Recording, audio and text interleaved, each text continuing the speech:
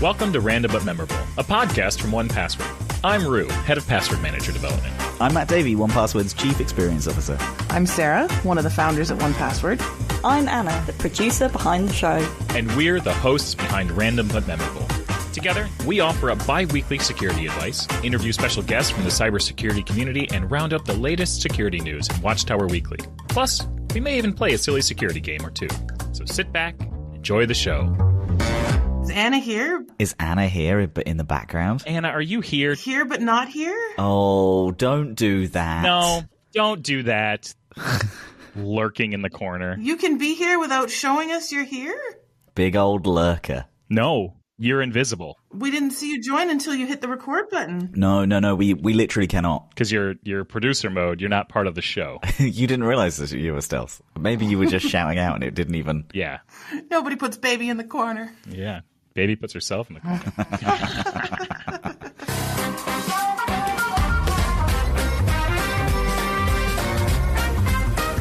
Anyway, today's episode will be a photography-focused podcast because Anna and I need to have the chat that we didn't have this weekend. But we're all ready. Should we, though? Have you seen the new landing page for the Random But Memorable podcast on the community site? What? Hold on. Hang on. If you go to onepassword.community. Oh, it's got a fun domain, right? Onepassword.community. Yeah, that's a really nice domain. We aim to please. Oh, look at that. It's on the homepage. All right, look at this. We got a whole thing. Oh. We're super excited by the new community. It's got a lot of really great things. We've got some really cool stuff coming. But yeah, we've got the whole thing there. And Random But Memorable now has a home there. So you can just go to the community, learn some things, take a tutorial, do a couple things, or just listen to the podcast while you're there. I just clicked the Become a Champion button. If I don't get this rubber stamped, I'm going to be real upset. It's a rigorous process. We'll see what we can do. I'm liking the post. Yeah, it's like a blog post. It's a transcription really of you talking. You can't call it really good. Wait, what? Oh, look at that. It is a transcription. I just saw that there was a lot of text. Oh, I just read it and thought really intelligent people were talking about each other. And then I thought, oh, wow, look at this good-looking chap. Who's he? Look at this good-looking chap. It is really good, though. We're basically completely distracted now by just browsing through this site. I know, it's really good. I'm telling you, this community site has a lot of stuff. So hopefully, I think our listeners will really like what they can find at onepassword.community and know that, we just launched it 6 weeks ago. And we've got way more coming to really build it all out. So, help for whatever it is you're doing. You can find assistance, help, resources, and it's just going to get better. So super excited. How fun. I like it. Yeah. I have read and agreed to the terms of service. I do use 1Password for business. Oh my God. Are you registering for the community live on the podcast? Yeah. Okay, good. All right. Registration complete. Good. My username was still available. All right. I got to upload one of my many headshots. So you've managed to get the username absolute_Muppet. You know what? My headshot would make you think that that's what I got. So yes. Before we get into Watchtower Weekly, I have to talk about the guest we have coming up on the show today. Buckle up for this one because this might be my favorite interview we've ever done, if I'm allowed to have favorites. Buckle up. Buckle up. That's right. I'm assuming you're in the car listening to this right now. Oh, okay. Yeah. We're getting on the highway, folks. Be ready. I had the absolute pleasure of spending some time with Ralph Echemendia. Ralph has had an unbelievable journey into cybersecurity, which only got more fascinating as he became a technical supervisor for many huge record labels and Hollywood studios. He's worked on the set of some huge movies to make sure hacking and technical aspects are portrayed accurately on screen. He's also worked with world-renowned artists when they've had albums leaked. I could have listened to his wild stories and countless anecdotes for hours, so I just know we're all going to love this one as much as I did. Hang on, why did you get to talk to Ralph? Because this sounds like a brilliant conversation. It was so good. I think we're best friends now. Does that mean you just ring him up unannounced? Yes. Right. Like I do to you. Exactly. Okay, let's begin our show, as we always do, with some Watchtower Weekly, of course named in honor of 1Password's Watchtower feature. But here on the podcast, we like to highlight and comment on some of the latest security news from the last couple of weeks. So first up, we have this story. Medusa ransomware affiliate tried triple extortion scam up from the usual double demand. So this one's from the Register. Okay, so a crook who distributes the Medusa ransomware tried to make a victim cough up 3 payments instead of the usual 2, according to the government advisory on how to defend against malware. Medusa is a globe-spanning ransomware-as-a-service operation that recruits third-party affiliates to plant ransomware and negotiate with its victims once it's encrypted data. What an awful set of people. InfoSec agencies prefer to call those affiliates Medusa actors. They're also sometimes labeled as initial access brokers, IABs. Their job is to crack victims' IT defenses so that systems can be infected.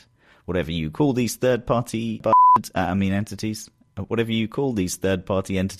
they often attack with credential-stealing phishing campaigns or by exploiting unpatched software bugs.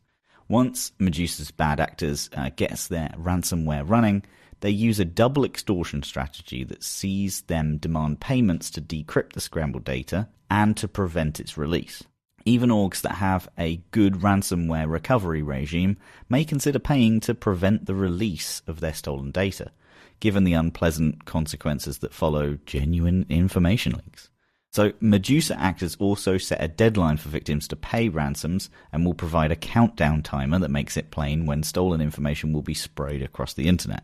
If victims cough up sometimes up to $10,000 in cryptocurrency, the criminals push the deadline forward by 24 hours.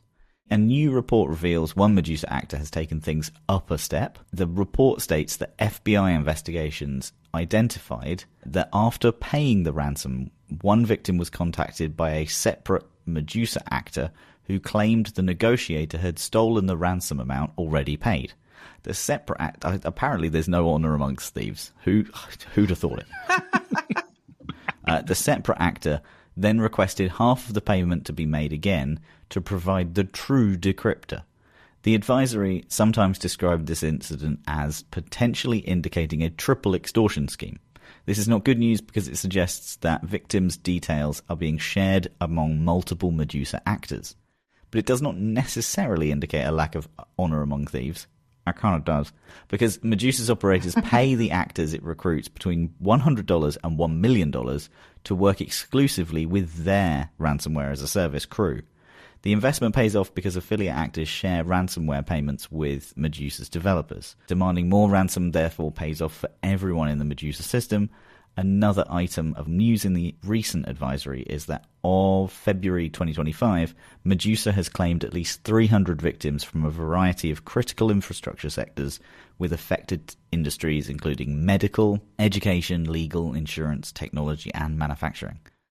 Just last month, Medusa affiliates infected HCRG Care Group, a UK-based private health and social care provider, and demanded $2 million, £1.5 million, to keep the stolen information under wraps. Oh. It's complicated and gross. Like, stop stealing people's money.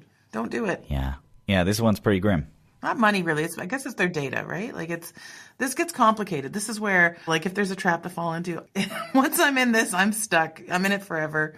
I'm never getting out. Like, it's too complicated for me. I need good old fashioned, I locked your software, here's your money, you can have it back. Like, I don't know, it reeks of like crime boss, like multi-level mailing scheme, pyramid work, like, let me sell you some Tupperware type deal. Like, it's... I wonder whether this like actually gets dealt with from internal to Medusa, right? Like, because there's got to be, like, this is a business at this point. Like, yes, it's a criminal organization, but this is like The Sopranos, but someone under Tony Soprano is messing about. Like, I feel like somewhere someone's going to sort this out. Because you want to believe that if you've paid this, that you're going to get the thing at the end. And if they keep messing about, no one's going to believe that, so no one's going to end up paying. Which is, of course, a good thing. We should not believe these people, but it's not good for them. All right. This next one, a developer guilty of using kill switch to sabotage employer's system. A software developer has been found guilty of sabotaging his ex-employer's systems by running custom malware and installing a kill switch after being demoted at the company. Davis Liu was a software developer for an Ohio company, reportedly Eaton Corp, from November 2007 to October 2019. There are global power management company that provides electrical, hydraulic, and mechanical solutions for various industries. And following a corporate restructuring in 2018, Lou lost responsibilities at his job and recently found guilty of sabotaging his employer's computer systems and networks with a custom malware and kill switch. The malicious activities included code that ran in an infinite loop, exhausting a production server's resources and eventually causing the system to crash and prevent user logins. These infinite loops were designed to exhaust Java threads by repeatedly generating new threads without proper termination. According to Lou's indictment, Lou also deleted co-workers' user profiles and implemented a kill switch that would lock all users out if his account in the company's Windows Active Directory was disabled. The kill switch code was named ISDL enabled in AD, was an abbreviation of Is Davis Lou enabled in Active Directory. The kill switch was automatically triggered when Lou was terminated on September 9th, 2019, causing thousands of employees to lose access to systems. This is wild. This is crazy, yeah. I was just going to say, I appreciate the simplicity of the name. Is DL enabled in AD? Like, straight up. Yes. Am I, like, very good. Sometimes they get all, like, you know, all this kind of stuff. And, yeah, like, this is just straight up, am I working here? Yes or no? Like, yep. If I'm not here, no one else is. Whoa. So, on the day he was directed to return his company laptop, Lou reportedly deleted encrypted data. The DOJ said internet search queries also revealed that Lou had been researching ways to elevate privileges, hide processes, and quickly delete files. Everybody always gets caught on what they Google after they do a crime. I don't understand. Right. The Department of Justice have also said that Lou's activities and system disruption cost the company hundreds of thousands of dollars. A jury convicted Lou of causing internal damage to protected computers, a charge that carries a maximum penalty of 10 years in prison. Oh. That's a long time. That is a long time. all I can think about as you're talking about the story is Dennis Nedry, Object White Rabbit.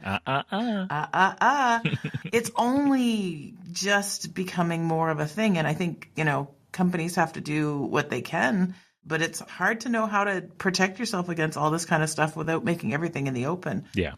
Yep. It is always one of my favorite things when news stories like this contain the fact that, like you said, Matt, like they web search the crime before they commit it. Like, best way to dispose of a body was found in this murderer's search history.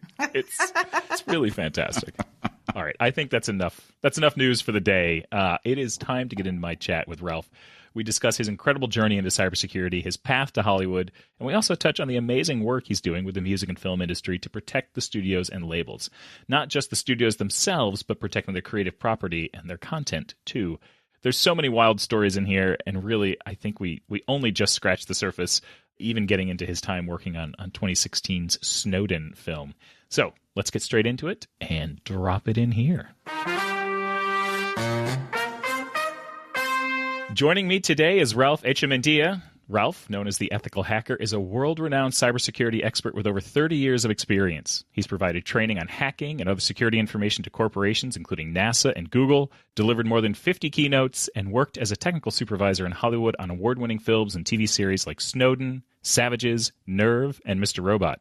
He's now joined forces with some of the music industry and Hollywood's most influential names to provide production content protection. Ralph, thanks for joining me today. How are you? Thank you. It's my pleasure. Thank you for having me. I'm doing well. You are one of I don't get to do this type of interview very often. You know, we interview a lot of interesting people on the show, but it's rare that I get to talk to someone who's been in the entertainment industry in the way that you have. This is going to be a fun one today. It's been an interesting ride for sure. Yeah. Let's talk about that journey a little bit. You've had an interesting path into cybersecurity. Can you start by sharing how you got your start in the industry? I got my start in the industry before there was an industry. Was just a kid playing with a computer in the late 80s. Before there was any internet, before there was anything, I started with good old Commodore 64 Nice. And trying to figure out what this thing would do. And BBSs, even before that, a little bit into ham radio, which really kind of led to playing with computers.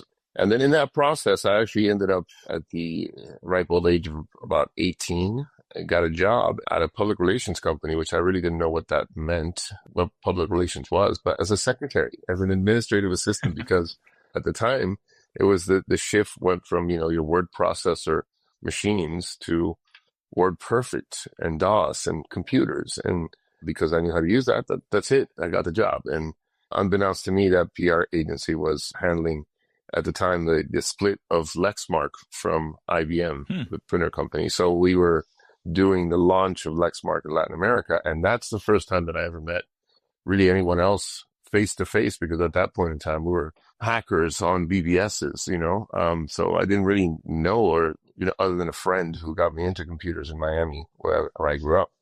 And so when that happened was the first time I flew to Colombia and Argentina and met IBM engineers who were setting up the presentation of these printers.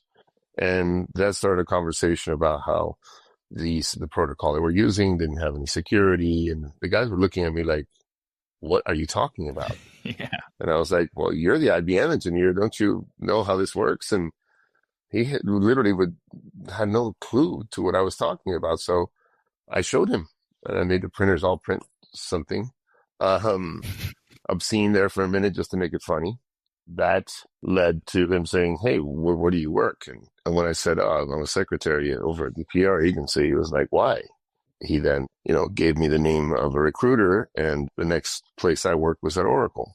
Yeah, I have to imagine that in late 80s, early 90s, asking people, like, what's the security protocol around this stuff, when they're just trying to get things to connect and work. That was basically it. He was like, he was saying to me, where do you work? And we don't even know how this stuff works. So you just explained. And I said, well, at the time, I didn't graduate from high school. I didn't go to college. And he was like, that doesn't really matter. You know more than I do on this. And I said, well, but you work for IBM. Like you need to have all those things for be able to even be seen. So he said, no, I'm going to give you the name of a recruiter and just do as he says. And I did. And the next job I got just about a few months later was working at Oracle. And I had no idea what Oracle was either. So all I know is I walked into an office that was an entire floor, now had access to big machines, Unix machines. Yeah. And it was just kind of like, you've got access to it as far as computer nerds are concerned. It's like you've got Ferraris and Lamborghinis to play with now.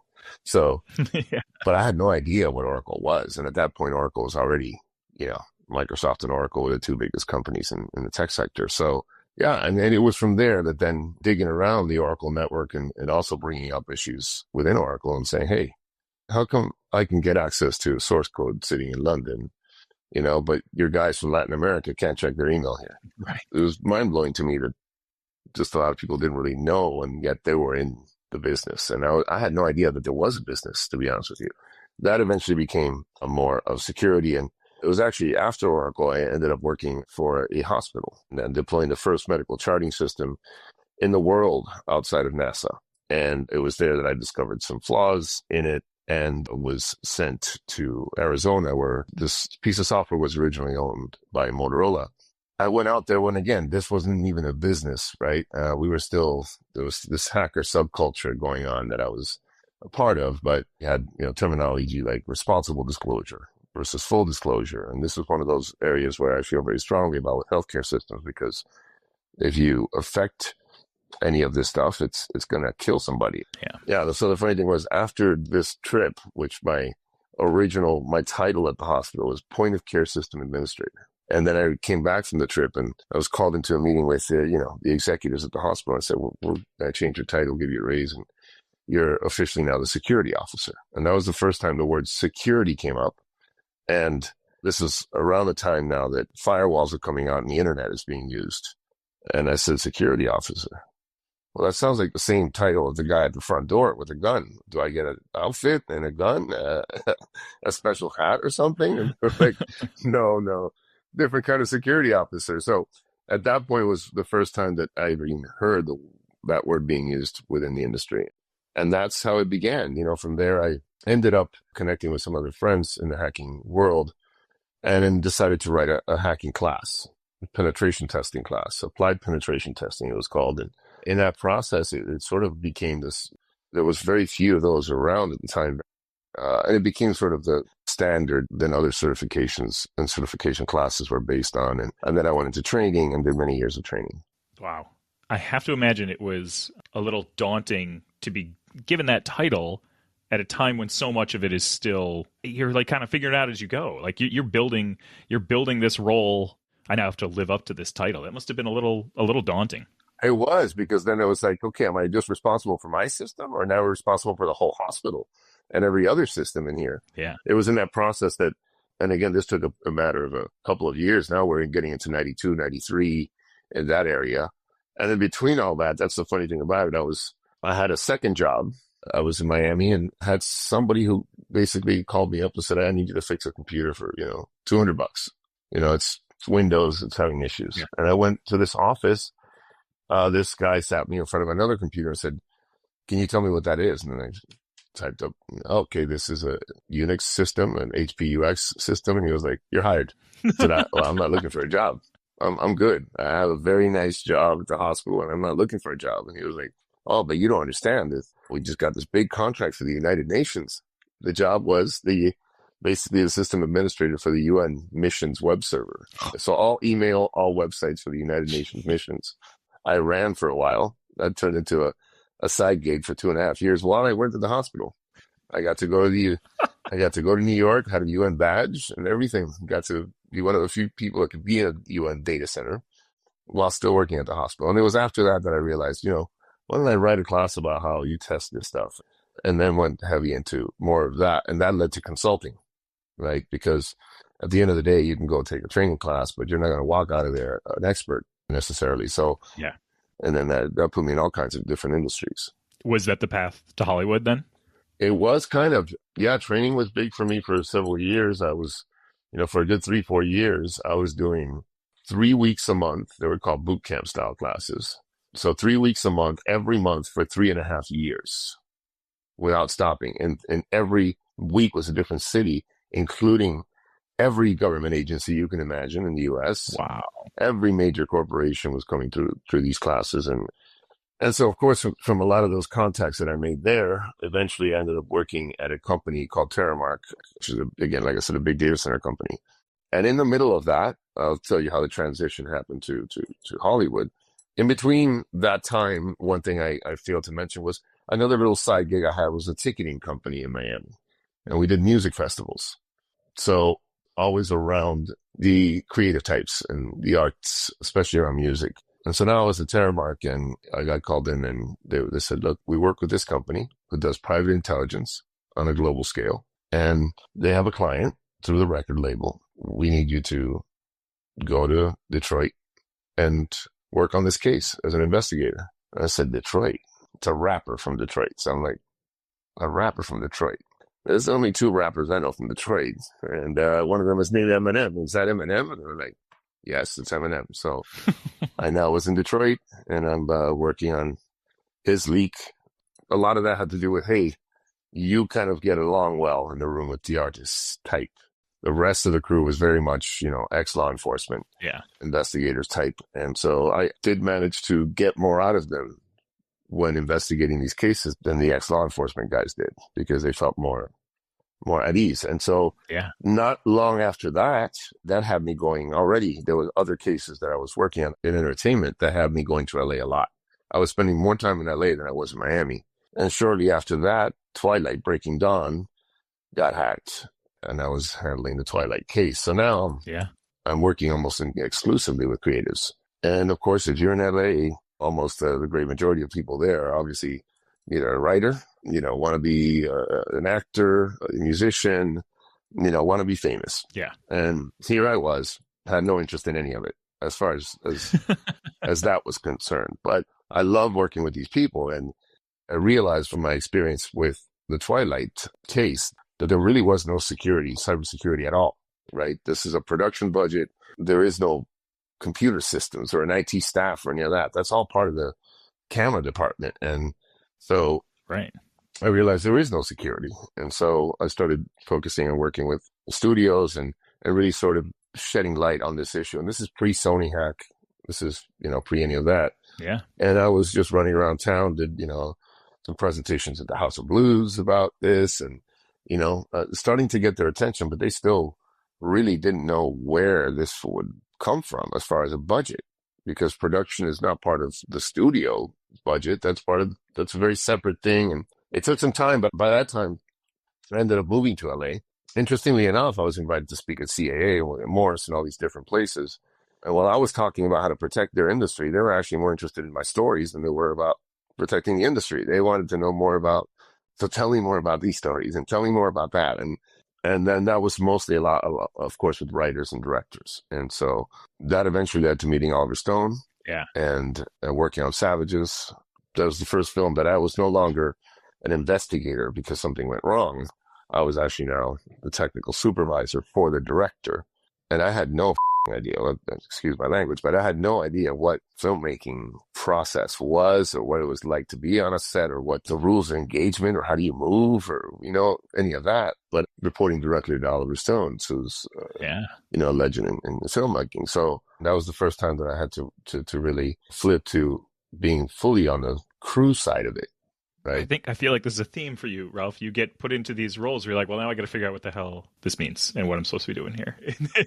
Yeah. And it was especially interesting. And that's in general, right? Because penetration testing, even from the beginning, was very much that, right? You're dealing with a different environment every time. And you have to kind of figure out what the environment is and what you can do and where the holes are. And if there isn't any holes, how to make holes.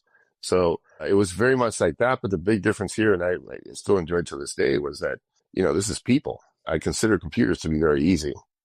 Computers do exactly what you tell them to do. Yeah, exactly. If they make a mistake, it's because you made a mistake. It's that simple. Here you're dealing with 300-400 people on a movie set, all of which I don't really know exactly what they do, and they don't know what I do. Just I have many funny stories from Savages all the way through to, all of these other productions I've worked on. But that intensified from there being some scenes that needed my help from an art direction perspective, from what should be on screen, from working with the writers to make sure it was realistic, but at the same time entertaining, to then working on Snowden, which was everything, it was from ground zero, all the way through. So it was like literally, I wouldn't say co-directing, but it was very close. Yeah. Yeah. Because for a production like that, the accuracy is so important. Yeah. And so you being in seat really close to the director was critical to that success. Yeah. And Oliver's great about that, The meaning of, I think this was one of the questions that we were discussing before we were talking about this podcast was, the meaning of what that technical supervisor term was. And I didn't know what that, that's, again, I don't know what a gaffer was. So, I was like, okay, well, what does that mean? And it meant different things with different projects, to be honest with you, where with Savages, I didn't really have to work too much with the writer, where once we got into like Snowden or with Mr. Robot, there was a lot more of working with the writer before you even got into anything else, what would be on screen or anything else. It was just, what is the dialogue? What does the scene look like? And it was just very interesting to go through that process. And then, like I said, with Snowden, it was everything from wardrobe. It was going to pre-production meetings in Munich. So it was quite interesting. It meant different things on different productions. What was your prep for Snowden like? What did you have to do? Did you meet him? Actually, the funny thing about Snowden was that I worked on Savages with Oliver, and then we became very close friends. And for a period of time there, he was very interested in doing something in this world. He was already communicating quite a bit with Julian Assange. And, we were talking about all of these issues and privacy and the government and blah, blah, blah, right? And he was very interested. And so I invited him to come out to DEF CON in Vegas with me. And he came out along with a crew. He had 2 or 3 writers with him, his producer. And for a good day there, it was cool. We could just walk around without nobody noticing. And then it became a few people noticing. But I got to give him the experience. Let's just put it that way. And and in that experience, I got a whole bunch of old hacker friends from across the world and from all kinds of different places and companies and governments. And you in a room to have conversations with him. This is pre-Snowden happening. So Snowden hasn't happened yet. We met with Bill Binney, who is sort of one of the original whistleblowers of the NSA. And this was all happening at DEF CON, right? And so he knew he wanted to do something in that world. And I was translating everything for him because he'd have to be there and be like, what does that mean? What does that mean? And so we did that. And then, I don't know, it was a few months after that the Snowden disclosures first happened without the name Snowden attached. The first disclosures happened, and then the Snowden name attached to it. And very quickly after that, then he came to me and said, Ralph, we're going to make this movie, Snowden. Securing the legal rights to make it happen and everything else. But, we're going to go to Russia to meet with Snowden. Another writer who I know from the DEF CON trip, he was Karen Fitzgerald, who wrote the movie with Oliver. We discussed going to Russia, and I said, no, I'm not going to Russia. And in fact, I have no direct need to speak to Snowden. I have too many friends on all sides of this thing. So I prefer this is just a movie. So you guys go, make your notes, as you're a great note taker, Oliver, and come back and tell me what you need. And then Kieran and I will sit down and write the scenes out. And there was a lot. I think they met 3 or 4 times, but there was a lot of notes, and there was a lot of scenes that they wanted to create that Snowden wouldn't tell them enough information. So it was left on me to come up with the entire thing based on very little information. For example, there's one scene where Snowden is taking this test in the movie, and in fact, I make a little cameo. I'm walking through, making sure nobody's cheating. And he said, I had to take this test. You had X amount of time to do a test. I forgot what it was, 5 hours or something. And I did it in 45 minutes. And of course, this is all the notes I had. Okay, what was the test about? Can't tell you that. So there was a lot of can't tell you that's in the meetings between Oliver and Snowden. Yeah. And so it was left up to me to figure out, okay, what would that be? And so that whole thing was something that I had to come up with, and then the writer would come up with how to make it entertaining. Yeah. There's a lot of creative license, obviously, involved there. And because of the type of production, you still want to make sure that that's accurate. So I'm sure that this whole time you're trying to balance the creativity and the entertainment value with some level of accuracy so that people exactly who do know aren't just calling bull on this film being wow, that's kind of nonsense. Exactly. So for me, it was okay, what's the hardest test I know that takes a long time to do within the tech sector? And it was a Cisco exam, right? And then once we came up with, okay, well, that's the concept. Then it was okay, well, then how is he going to do it in 45 minutes as opposed to 5 hours? So I had to come up with, well, what would I do to make it so that, once the instructor screws everything up, I can somehow get back to it within a very short period of time without rebuilding the entire thing again. Yeah. So you've also worked on Mr. Robot, which feels like it's on sort of another spectrum in terms of now it's pure entertainment value. There's not, it doesn't have to be based in a real story, but you still want to create some realism. Again, you don't want to be. Yeah. And, Mr. Robot was, believe it or not, Mr. Robot was going on at the same time as we were doing Snowden. So in the early development stages of Snowden is when I was approached about Mr. Robot. And Sam, who wrote Mr. Robot, they had already filmed the first episode. So when they contacted me, they sent me the first episode, and I was impressed. That's cool. I was like, wow, okay, this finally somebody got it right. That's awesome. And then that's what led to the other discussions and actually me doing a talk at Anonymous Content and produced the show. And it was from those initial discussions that they got a great majority of what then turned into basically episodes 2 through 5. After 5, I was no longer involved. I was on other projects already too. And it was also from a creative writing perspective, going in a different direction than what I thought. The first few episodes were very much focused on the technicalities of how you would make something happen, like make debt go away. All of the computers that have that kind of information. Yeah. And all of those little details, then it started becoming a little bit more heady. And we were in full-blown production of Snowden at that point, and post-production. Now, that's the other thing I'll tell you. For Snowden, I wasn't just the technical supervisor. I also provided all the back-end systems for how all communications associated to the assets, meaning the film itself, because it was the first digital movie that Oliver had filmed digitally. Whoa. So basically, the way that we would move all of the data around to all of the different people involved, that was also my responsibility to run those systems. That's wild. That's a lot. Yeah.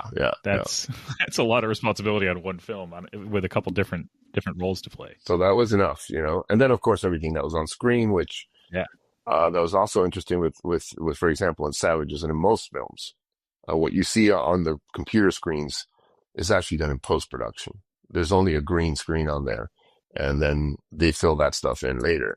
And that's it, a great majority of film. In Snowden, he wanted that to be reactive. He wanted the actors to have to type in and that the screens would have to react and that the camera would actually capture what's on screen. And because of the way Hollywood works with legal clearances and whatnot, we couldn't use actual operating systems. So we can't use Windows, we can't use Linux, can't use Mac OS on screen without getting legal clearance. And that's going to take too long because we're moving too fast. So we had to we hired a programmer out of Berlin who actually programmed what those screens would look like, and then had to program that they were reactive. So if the actor was typing and hit backspace, it would backspace, so Jeez. it was quite interesting. And then, again, generally you have, a scene where you have somebody on 4 screens. In the old, the way we've done it before, you can move a screen to another screen or whatever. But in this case, if all of a sudden, Oliver, the director of photography, decided we're going to shoot it this way, and we need that screen to be on this screen, well, that took reprogramming it in real time and coming back, and it was an experience. I'll tell you that. That's wild. That's so cool. Yeah. Okay, so we talked a lot about like accuracy and your role in accuracy, but as a consumer of media, both of us being in the tech industry, the inaccurate things jump out at us. Yeah, absolutely. Pretty easily. What's your viewpoint? Is there any real world implications of inaccuracies in this stuff, or is it more just like... Oh, it's a great majority of Hollywood films that portray hacking are largely inaccurate. From hackers in every way to many, many, many other movies, right? That's why I thought, Mr. Robot was the first that I saw, first episode that was accurate from the get-go, and everything in it was accurate, So that excited me. But there is a bit of a toss-up between accuracy and entertainment. And for example, Sam, the writer on Mr. Robot, initially the reason we contacted him, he was having a bit of an issue with the guy he was using in New York because he was too engineering focused. He thought it was too very important that it had this and this and this. And again, it's not his call, right? And I understood that from working with Oliver already. It's your movie, not mine. And there is some things you have to go up. So I'll give you an example of one where I had to say, okay, Oliver, you're right, go with it. In Snowden, there's a scene where he's copying everything to his drive that he ends up walking out of there with, right? Which is the files that were later released. And typically is a Windows computer he's on. And if you copy 100 files at the same time, select all, and drag and drop them to a folder, what happens is they stack up like this. Yeah. Right? That's what really happens on Windows. Well, Oliver didn't like that. It's too boring for the screen because it's going to be shown on screen. So he wanted it to pop up like this. And we had a little bit of a fight there for a while about whether or not it should pop up like this or whether it should be the way it actually is on a computer. And in the end, I was like, okay, you are right. It is more visual. If it pop up all over the screen, it's a lot more dramatic that way. And that's how we left it. And sure enough, as soon as the movie was released, somebody had to call, hey, well, that's not accurate, And it was like, but that's the tech nerd world. I remember watching The Matrix during a DEF CON when it had just been released. And, when they put that SSH exploit on screen, that happens for half a second in The Matrix. Yeah. And the whole place was like, wow, right? So it matters to us. Does it matter to the storyline? That's a different thing. And does it, so there is a bit of a toss-up. It's just, Hollywood is just so generally so bad. Yeah. So just how they even portray hackers. We're all wearing hoodies, which I'm not sure it's necessary because we're on a computer. There's no need to wear it to hide. Okay. At least not physically, but, working on other projects like Nerve, which was very closely working with multiple writers, but where the whole idea was we're coming up with an app. Yeah. Pretend we're actually writing an app that's a truth and dare type of app. And that we're going to, they're writing the rest of this scene around the concepts of how we would write an app that would allow for anonymity if you were doing this and if you were doing that. And then after all of that, the final writer, because they had some issues with writers along the way, said, okay, I need you to tell me how to make everybody no longer anonymous. After all the way working through this project was that there would be no way to remove people's anonymity. The last writer was like, no, we need to remove people's anonymity. How would we do that? Oh my God. So, okay, switch to the hacker brain again. Okay, how would we do that? And then he worked it into the story, and I think it worked out great. That's cool. All right, I want to switch gears slightly to talk about protecting the industry. So we live in an age of leaks, some intentional, some are not. You talked about the Sony hack earlier. Do you see unique challenges these days with record labels and TV and studios in terms of piracy and exposure and stuff like that? And how are these things viewed by the studios these days? Oh, well, absolutely. I mean, the studios, look, I was preaching in LA 12 years ago, 13 years ago about how much of an issue they had, but they didn't see it and they didn't understand it. They understood one thing: piracy. Now, when you say piracy, you're talking about post-production. You're talking about distribution issues. Yeah. You're not talking about a leak. Okay, a leak, at least most people think that a leak is that something got out before it was supposed to. This is already out stuff, and they spend hundreds of millions of dollars, right, of both the recording industry and the film industry on piracy.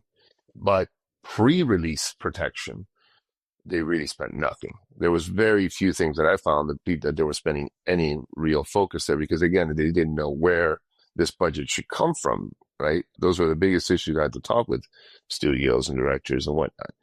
Music was already screwed. Unless you were Eminem, you know what I mean? Unless you were in that top 1% where the label is, they got to do something if there's a leak. Yeah. Right? There's not a heck of a lot you can do. There's just not. And the biggest problem is that it's on everybody's personal devices. This is the same thing with film, I was realizing. Everybody's using their personal devices. And if it's not a personal device, it's a leased device. I can't tell you how many cases I handled where leased movie equipment went back to the leasing company with content on it. Oh. Right? So it's a problem. Now, there was certain studios which were doing very tight security. There was actually one. Disney. Disney had, again, they didn't have a security department specifically for production per se, but they did have guidelines that you had to meet, pen tests that had to be done and provided if you wanted to be a service provider to Disney, where most of the other studios had no such thing, right? And so what did it take? Well, I think the Sony hack was a major eye-opener for them. And that wasn't even a production hack. Yeah. By that time, you had films that had been leaked in different stages, in pre, post, and so on. But they didn't really know how to financially equate the potential losses. And they still don't, to be quite honest. I've had this conversation too, which is when it comes to the issue of piracy. What tells you that somebody who downloaded the movie for free or streamed the movie for free would ever pay for it? Like, really, what made you think that you can say we've lost this many, because there really is no data to support any of that, right? And in music, what happened was those people who said, i.e., for example, Metallica, who was very against the Napster and file share and all this sharing stuff, well, they lost fans. And those who were like, I'm not going to say anything. If anything, I'm going to embrace it. They got fans. And at the end of the day, fans pay. Right. They just pay because they want to pay. So film is different, right? And what was happening in Hollywood was a little bit different because it was going straight to streaming. It kind of somewhat, there was a short, brief period of downloading and these leaks and whatnot. So pre-production security or pre-release, pre-distribution was almost non-existent. When the Sony thing happened, which again was not about a specific production, even though they said that it was because of the interview, the movie about the North Korean thing. Yeah. Even though that's what they claimed, how come that movie, there was no leaks associated to that movie? How come nobody associated to that movie, including the director or the actors, were ever attacked or hacked? It was Sony specifically. Yeah. So, I've always said that was an inside job with the help of some outsiders. And that's, of course, not what the FBI and the government said. But that's what I've said, and many other experts agree. But once that happened, all of a sudden now they realize, okay, we have to reshift how we budget when it comes to cybersecurity issues. And then the rest of the industry, the Fox and the 20th Centuries and many of the other studios also started looking into it. Now you have a bit of that. It's still not entirely clear. It's sort of, way I explained it was, if you look at a movie from, let's say, 15 years ago, there was no such thing. When you look at the credits roll, you won't see a data wrangler. You won't see a DIT because they didn't exist. There was no data wrangling and there was no digital imaging technologist who's doing anything on the fly. Yeah. Well, that's my belief with film, and you still don't quite see it today, is that there's a title that needs to go there, who is the sort of cybersecurity person on the film. And that still hasn't happened.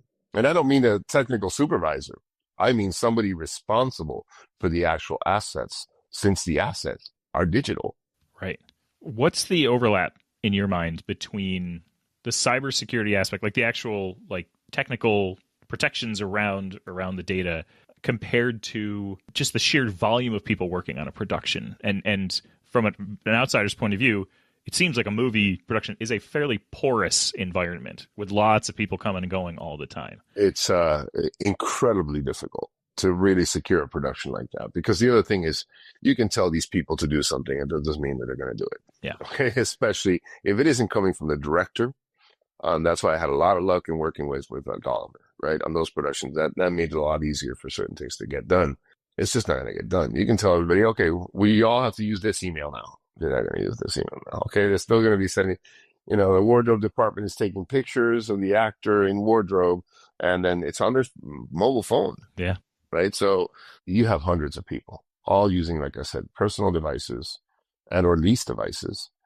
And it's very difficult to do. Are there studios that you think are doing it really well today, balancing the security with the speed of production? Well, balancing is an interesting word to use. Like I said, Disney is one that is extremely tight. Is it balancing? Well, it depends, because, for example, I know a lot of people in visual effects departments, companies that do visual effects. If you can't meet Disney standards because they don't have the IT infrastructure and security infrastructure behind that to be able to meet Disney's requirements, then you can't work with Disney. And that is a 6-figure number. Right. To be able to have what Disney's requiring, that's on the visual effects company to do before they get the contract. So yeah, many visual effects companies can't work with Disney because they're not going to spend, $200,000-$300,000 to be able to meet Disney's requirements. So is it a balance? I guess that all depends, because once we get back to the issue, having the right creative people, the right creative team, security always gets in the way. Yeah, very true. Very true. Yeah.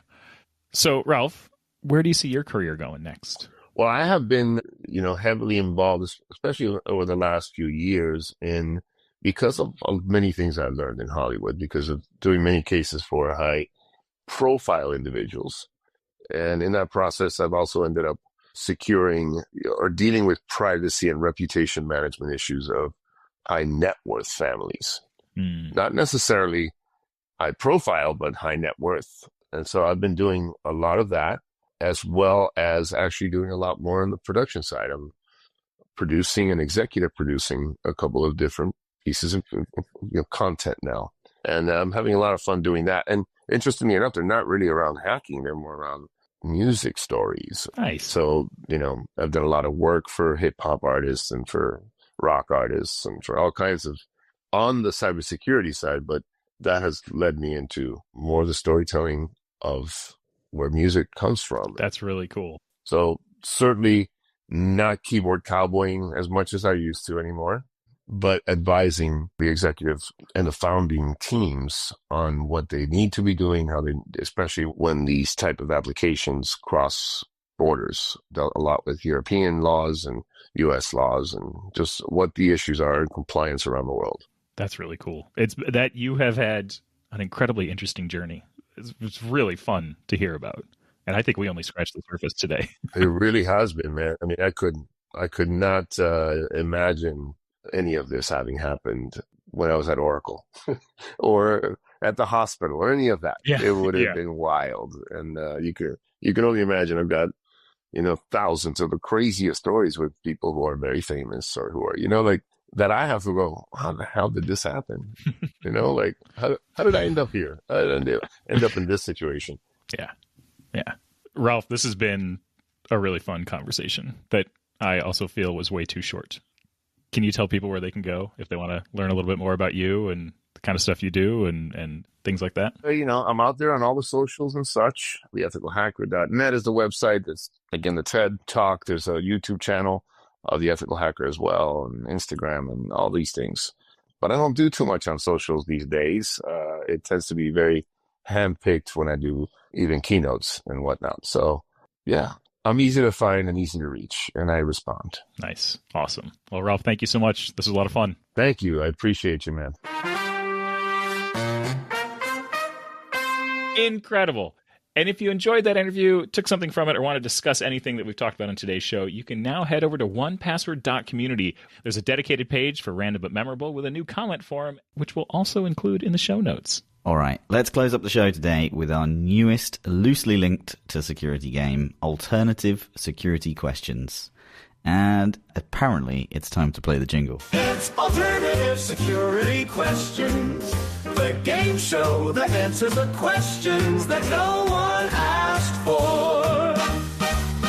When your mother's maiden name just won't do, and your first pet's getting boring too, we've got new ones for you. Like, what's the ugliest animal at the zoo?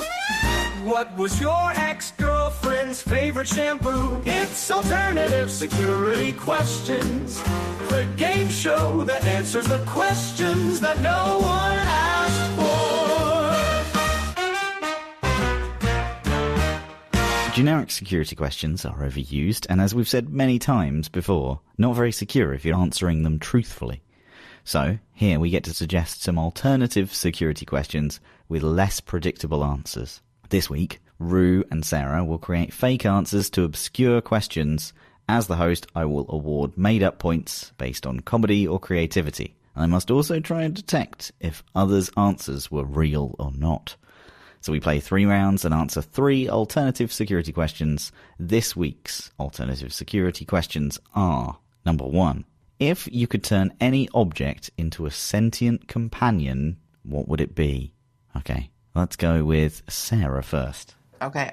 So I decided to take this from what would be available in the world, like what object in general, like a refrigerator or a toaster. And what I would love to see turned into a sentient companion is a bathroom sink, because I was traveling recently and I would love a sink that would come out and be like, hey, you, wash your hands. Where are you going? Come back here. Because I cannot get over the number of people that still leave bathrooms without washing their hands. So I want a sink that's going to yell at people and tell them to get back here and wash their hands. So less of a sentient companion and more of like a companion that you could leave in a place and like that would be okay. You know, think about bartenders. You want to talk to bartenders. You know, people go to bathrooms to cry, have their moments. You know, you go to the bathroom and there's the sink is there waiting to talk to you, and it's also there to act as a reminder because please wash your hands. So that's what I thought of. Okay. Roo, Okay, here's the thing. All right. First of all, Sarah, your answer is borderline abusive. Okay. To have to anchor a sentient object in a static location that they can never leave is I didn't think about it from that angle. And then to just be like forced to just deal with people's filth as their main function is insane. Now you make me feel horrible. Thanks, Roo. it's just sentient sink abuse. You better have a good answer. So the right answer, I want my car to be sentient. It gets to go outside. It gets to go on adventures. Talk about torture. Have you seen how humans drive these things? Oh my goodness. Not me. I am an exceptional driver, and my car and I would become one in this beautiful union. So the answer is car. That's the right and only answer. Your brand new car. My brand new car, yes. That you had to replace from your old car. So did you want that other one to be sentient? Yeah. As well? The other one? Right. No, just the new one. I don't. Yes, I was then thinking about that. Because the old one died a horrible death. Like I wouldn't want to experience that. I mean, that's nice. Yeah. Okay, moving on. Let's go to the next question. What's the most useless thing that you're really good at? Let's go back to Roo. The most useless thing that I'm really good at, I can make myself sneeze on command. Really? I mean, we now need to experience this. I don't want to do it right now, but I can. And it's useless. You can't say something like that and then not do it. I don't want to. I'm not in the mood to sneeze at the moment. Sorry. By on demand, you meant when I feel the motion to do so. Right. Yeah, I sneeze when my body wants to. Yeah. And I sneeze when I want to. Okay. It's a little endorphin rush. Sarah, what useless thing are you really good at? All of it. I don't even know.